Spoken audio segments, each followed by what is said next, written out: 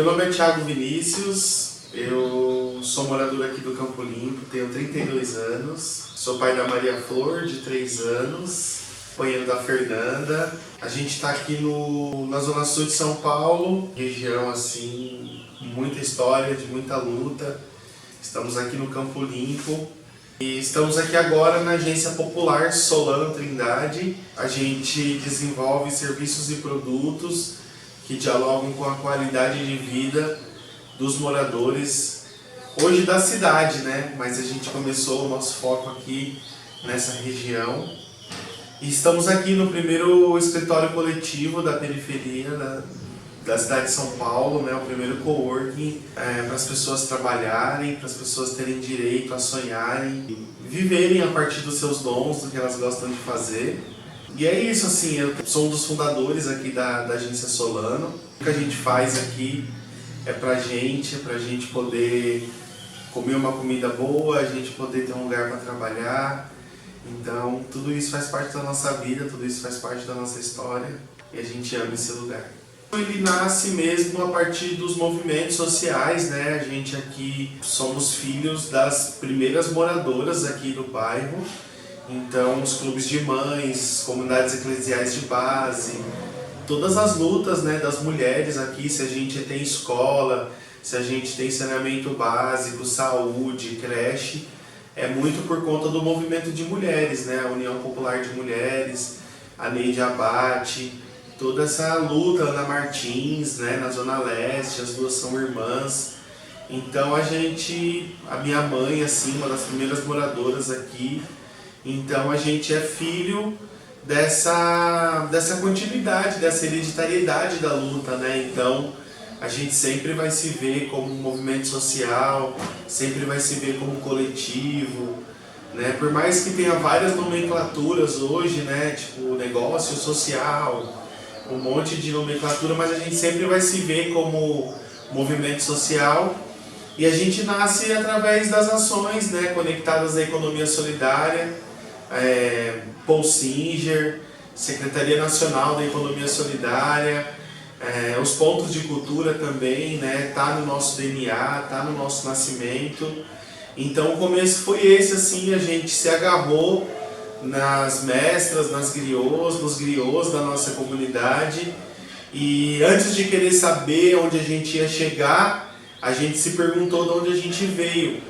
Então, o nosso começo foi um começo onde a gente deu possibilidade para a gente pesquisar a história do nosso bairro, conhecer os primeiros moradores, entrevistar eles, gravar eles. Então, eu vejo que muita coisa que nasce tem uma preocupação em só saber onde eles querem chegar. Né? Tipo, quero chegar assim, quero ter a sede própria. Mas tipo, a gente fez um exercício no começo que foi se perguntar de onde a gente veio. E isso foi muito poderoso, porque a gente descobriu muita coisa no nosso bairro, viu que muitas coisas que a gente acreditava que nós estávamos inovando, na verdade era a continuidade das ações. Então o começo foi bem esse, foi um começo com bastante luta, com bastante de acreditar, é uma jornada muito solitária muitas das vezes, né? Porque você tem isso muito na sua cabeça, ainda não está no mundo. Então, e para nós da quebrada, preto, periférico, tudo é muito mais difícil, tudo é muito mais lento, tudo demora para chegar. A gente precisa ir muitas vezes no centro para poder trazer a atenção da cidade para a gente, né? Então a gente acredita que a gente nem recuperou ainda todo o investimento que a gente fez de vários bilhetes únicos, de vários almoços lá no centro, porque tudo muito demora, assim, porque a gente não está no centro econômico das decisões, a gente precisa fazer valer a nossa voz. Então o começo foi um começo muito difícil, a gente tinha as nossas mães, as nossas mais velhas para nos confortar e elas compartilhavam das visões que a gente tinha e que a gente acreditava, mas o mundo era um mundo muito cruel para quem estava chegando, um mundo muito difícil, da política institucional, do racismo institucional, do preconceito, hoje ainda muito latente, mas a gente conseguiu passar por muitas provações mesmo, né, para chegar nessa casa aqui em 2016, em pleno golpe. A gente alugou essa casa, o pessoal falou: meu, vocês estão loucos, não vai ter edital, não vai ter um monte de coisa, mas a gente falou: não, vamos alugar a casa, vamos exercitar a nossa capacidade de empreender. A mesma capacidade que a gente tem de mandar um edital, a gente vai ter que ter para fazer uma feijoada, para fazer um rango, para fazer uma camiseta. Então a gente falava tanto do empreender, da economia criativa, a gente teve que virar esses empreendedores para poder até falar para as pessoas como que é essa jornada, né? Então o começo foi esse, assim, foi um começo de bastante provação, um começo de bastante acreditar, um começo de botar para fora aos poucos aquilo que estava dentro da nossa cabeça, aquilo que estava dentro do nosso coração. E hoje, assim, tá pelo menos 70% já está para fora, ainda tem 30% ainda que está emergindo. Então, a Agência Popular Solano Trindade, a missão é desenvolver serviços e produtos que dialogam com a qualidade de vida dos moradores da periferia. A gente acredita que as pessoas que moram aqui na periferia não é um corpo que só serve a cidade. É um corpo de direitos, é um corpo que quer comer um alimento orgânico, que quer comer uma comida da hora, que quer ter um espaço legal para trabalhar, que quer receber um cliente, que quer fazer uma reunião. Então a gente começou a desenvolver tecnologias sociais, né? Que é quando a gente começa a desenvolver essas tecnologias.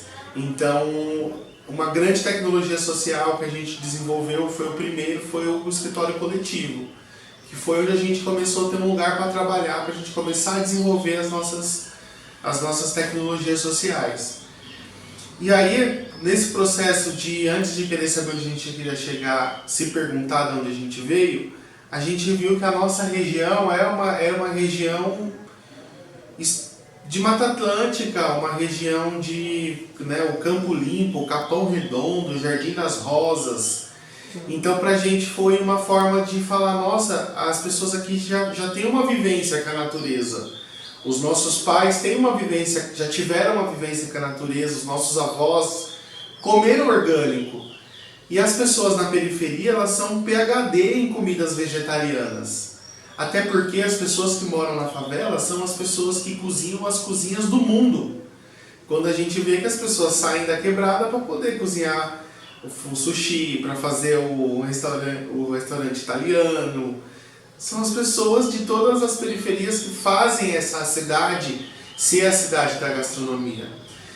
E observando muito o dia a dia da minha mãe, das minhas tia saladeira, minha mãe cozinheira durante toda a vida, eu sempre via e me fascinava a qualidade daquela comida, assim, eu sempre fui apaixonado pela comida que elas faziam. Final do ano, assim, tipo, rolava vários rangos deliciosos. E eu sempre tinha na minha cabeça, assim, falava: um dia eu vou trabalhar com elas, um dia eu vou trabalhar com elas. Não sabia como, mas na cabeça da gente sempre fica umas vozes, né? E eu ficava fascinado, ficava sempre perto delas, assim, vendo elas cozinhar, eu ficava escutando as conversas delas, ficava sempre perto delas. E aí, quando a gente alugou essa casa, fazia 2011, 12, fazia 4 anos que meu irmão tinha falecido. Meu irmão morreu, foi fazer uma saída de banco, a polícia matou ele, minha mãe ficou muito triste, assim, acabou com a vida da minha mãe. E aí eu falava, e eu sempre ficava chamando a minha mãe foi morar no litoral quando meu irmão morreu, tudo, e eu ficava chamando ela: vem fazer tal rango, ficava inventando história pra gente ficar trabalhando junto. Aí quando a gente alugou essa casa, e na verdade foi ela que falou: não, a agência vai ser aqui. Que estava 10 anos abandonada essa casa. Ela estava toda arregaçada, bicha. Era a última do ranking dos caras dar risada quando a gente falava que a gente ia alugar essa casa. O pessoal da imobiliária. A gente falou: não, é aqui, é aqui. Aí quando a gente alugou aqui, ela começou a falar: nossa, vamos fazer o nosso restaurante. Então foi meio que isso, assim, o sonho dela junto com o nosso sonho, junto com o golpe, que foi a exercitar essa nossa capacidade empreendedora. Então a alimentação veio daí, veio dessa vontade nossa de ter o nosso ponto de cultura alimentar, né? Que é um pouco dessa ideia que a gente tem aqui. A gente foge um pouco dessa história de restaurante. É um quintal de casa onde você chega, onde você come. Se aproxima muito das pessoas, né? Enfim, a gente acredita muito nisso. E a alimentação ela veio também porque a gente percebeu que a obesidade, a subnutrição são doenças silenciosas e o lugar que a pessoa tem que andar muito para encontrar um alimento in natura, um alface, é considerado um deserto alimentar, né? A pessoa tem que andar muito. E é o que não acontece no centro e é o que acontece nas favelas. As pessoas têm que andar muito para encontrar um alface, um alimento in natura. Foi aí que a gente colocou o primeiro armazém de comida orgânica, que foi bem legal, assim, as pessoas, da quebrada comprando alimento orgânico. E com o reaproveitamento, tipo a lasanha de berinjela, foi a berinjela que a gente não vende no armazém. O molho de tomate, é todos os tomates que a gente não vendeu. Então rolou essa conexão entre, primeiro veio o armazém, e aí com as coisas do restaurante, do armazém, a gente lançou o restaurante. Os dois têm o mesmo nome, um é o Armazém Organicamente, e aqui é o Organicamente Rango. Então, foi um pouco disso, assim, essa história da alimentação para combater os desertos alimentares, né? Então, hoje a gente tem um modelo de negócio onde a gente tem a venda da comida para fazer, ao mesmo tempo que a gente tem a comida pronta, que a gente traz para cá e transforma ela. Então, foi um pouco assim essa caminhada da comida. A primeira coisa é a sede, depois da sede própria, é a gente poder ter mais estrutura para poder disputar o jovem com o tráfico, disputar o jovem com o crime. Porque hoje nós não temos estrutura de Estado, nós não temos estrutura de nada, é mó desigual. Hoje a gente vê que não tem emprego, não tem Sesc, não tem Casa das Rosas, não tem, abriu o Parque Augusta, não abre um parque aqui, tá ligado? E só dão um espinho pra nós e quer que nós ofereça rosas. Então, eu vejo que o jovem tá muito sem perspectiva, assim. Então, acho que o futuro, mano, e o que a gente vai fazer é ter a nossa sede e ter o jovem, assim, no curso de gastronomia, na nossa cozinha, trabalhando nos seus sonhos, no que ele acredita. E a cidade começar a absorver a periferia como um lugar bacana de ir, como um lugar bacana de visitar, que nem vocês estão aqui hoje, né? É o nosso sonho, né? É o nosso sonho das pessoas virem, sabe? Virem mesmo e poder, não só aqui, né? Mais cidade Tiradentes no Waze, mais Brasilândia no Waze, mais Cidade Tiradentes, mais Jardim Ângela no Waze. E aí, assim, eu acredito que a gente vai ter uma sociedade que, a partir deste afeto geográfico, quando as pessoas vêm no Campo Limpo, toda vez que ouvirem o Campo Limpo, vai falar, nossa, tem lá o teatro, né?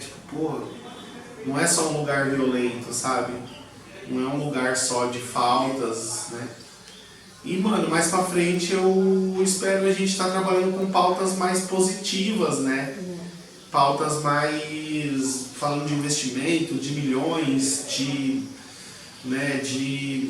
outros futuros que não seja só o futuro da desigualdade, da falta, né? Porque, mano, eu tenho 32 anos e não quero ficar pra sempre falando da pobreza, sabe? Ontem eu participei de um painel sobre pobreza, eu falei, mano, daqui a 10 anos não quero participar desse painel, quero participar de outros painéis. Né? E parece que, não sei, do jeito que o nosso país está andando, não sei se a gente vai se libertar disso tão fácil, né? Porque é isso, eu não quero ganhar um prêmio Nobel da Paz porque eu fiquei 50 anos trampando. Quero fazer minhas coisas, sabe? Então, acho que é um pouco disso, assim, da gente poder, enfim, falar de estrutura, sabe?